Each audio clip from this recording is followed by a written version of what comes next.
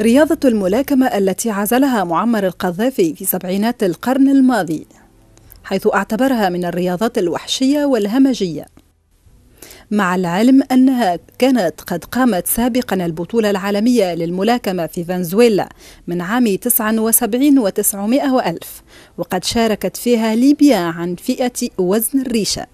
وبعد هذه المشاركة بفترة قصيرة منع القذافي الملاكمة في ليبيا، إلى أن عادت اليوم بعد ثورة 17 فبراير.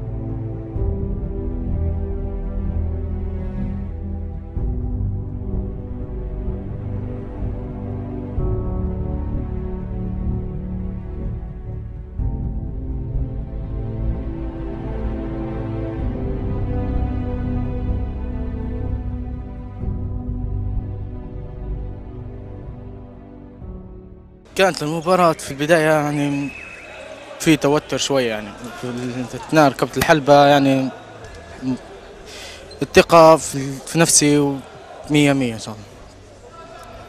لكن في الأخر الهزيمة كانت معنا من كيفاش الهزيمة؟ كيفاش تقبلتها؟ هي مش المهم إني نربح، لا، المهم يكون التعادل، إن يكون اللعب صح، اللي تمرنا كله يعني تبقى في الحلبة صح، مش المهم اللي يكون الرابح ولا الخاص. كيفاش كان الملاكم تاعك؟ والله من الملاكمة بصراحة كان ملاكمة 100% على أحسن ما يرام، وهذا المطلوب منا ومزيد من الأكثر إن شاء الله.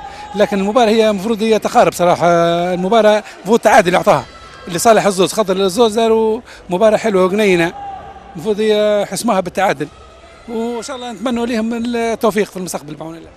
والله صراحة في إجحاف من قبل الحكام، لأن الباين حتى لو ترجع الفيلم عن طريق الكاميرا تبان لك ان النقاط اللي منه، عرفت كيف، والحركات والهجوم، وباين حتى لديكم انتم بناحيه الهجوم يعني والانقضاض والمبادره والوقوف الملك الحلبه، يعني هو اللي في الوسط، فهذا اهم شيء انه يكون في ملك الحلبه، لكن هم ما يعرفوش كلمه ملك الحلبه، فهمت كيف؟ هو ملك الحلبه، فهمت؟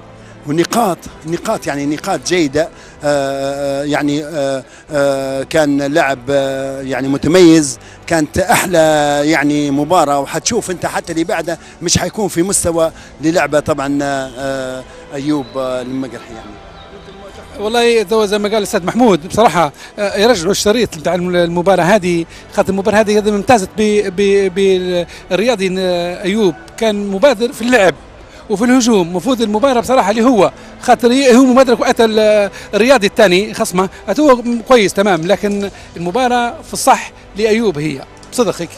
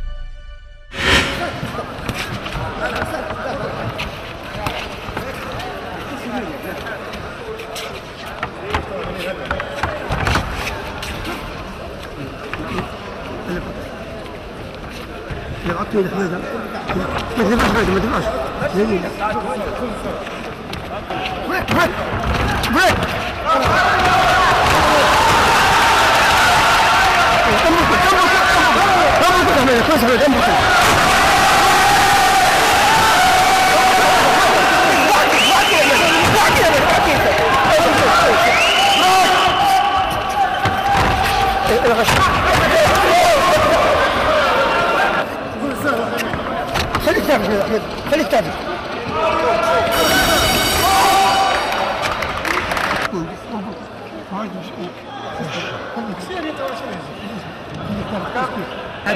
وخر وقدم وشمال ويمين وكتب لعبه الاول نلعب العب حاضر نلعب ايوه متى بدات مش عليه صبرين مش خذ نفس مش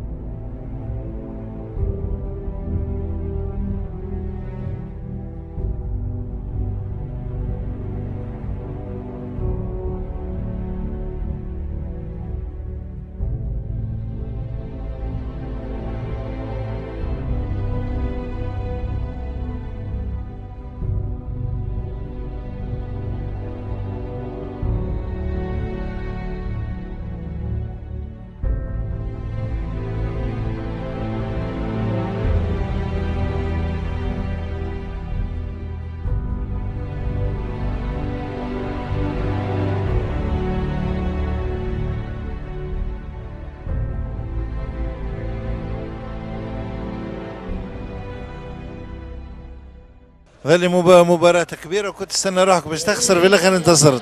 الحمد لله الفضل لربي وبعدين المدربين بارك فيهم. الحمد لله. تعبت في المقابلة. ايه لا اكيد كان خصم شرس الحق. الحمد لله.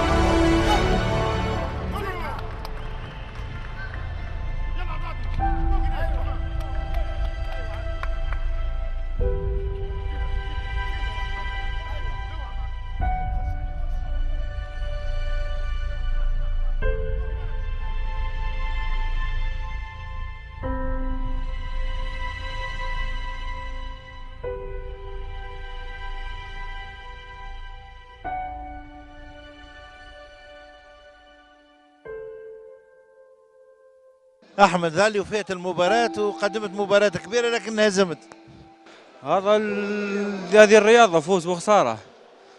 بالنسبه للرياضه هذه فوز وخساره، وبروح رياضيه ضروري تكبر. ان شاء الله بطولات قادمه وحظ اوفر للجميع. وانت المدرب نتاعو كيفاش تشوفوا احمد؟ والله يشوفها كويس، كانت نتيجة اعتقدنا انها لا، ولكن النتيجة عكس ما توقعنا، ولكن يثابر ان شاء الله والمرة الجاية يكون افضل ان شاء الله باذن الله. باهي رجعت الملاكمة تو ليبيا؟ والله كويسة، واحدة واحدة ان شاء الله نتعمق شوية الحمد لله. ظهر لي الملاكمة في ليبيا عادت بعد ما مدة كبيرة. بعد 32 سنة طبعا، هذا كنا في ركود نتاع خاص بالملاكمة، ولكن الحمد لله في الوقت الحاضر يعني بدينا فيها بالمنشآت وحاجات من هذا، وبدينا في الأساس نتاعها من الأول. يعني حوالي 2.5 سنين وهنا قاعدين ماشيين في الروتين، وإن شاء الله حيكون الأحسن والأحسن يعني بالنسبة للملاكمة، وقاعدين هنا. اللي عندك علاقات هكا مع الملاكمين التوانسة القدم؟ أنا طبعا كنت مبارتين مع هادي شعبان، واحدة فزت فيها وواحدة فاز فيها هو، وواحدة الله يرحمه الله يرحمه حبيب قلحية طبعا نفس الشيء، هذا بتونس هذا فاز عليها طبعا بالنقط. ايوه، وطبعا غير الصادق وهذول طبعا الصادق عمران، هذول من الملاكمين الممتازين اللي خذينا منهم حتى فكره وحاجات من هذا على السمع نتاعهم، وهي بالحاجه الوحيده اللي في تونس ما شاء الله عليها يعني بالنسبه للملاكمه وحاجات من المده يعني من المده السابقه كانين فيها، ونحن مرتبطين بعضنا في مباريات المغرب العربي وحاجات كلنا متشاركين مع بعضنا فيها وقاعدين مستمرين، وان شاء الله من في الايام القادمه في حاجات واجده ان شاء الله تكون بيناتنا من مدربين ومن حاجات من هذا، ويعني ان شاء الله في الساعه السعيده اللي نكونوا ديما متقدمين وماشيين للملاكمه للامام.